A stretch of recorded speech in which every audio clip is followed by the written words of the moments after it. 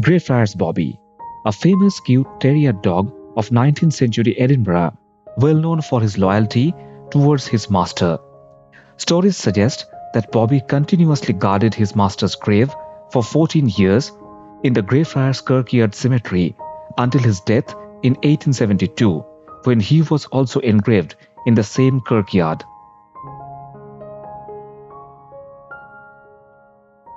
The cemetery contains graves of some famous characters from Harry Potter stories. This is also associated to the early 19th century resurrection men who would dig up graves at night to take out human corpses and supply those to Edinburgh Medical College for human anatomy studies.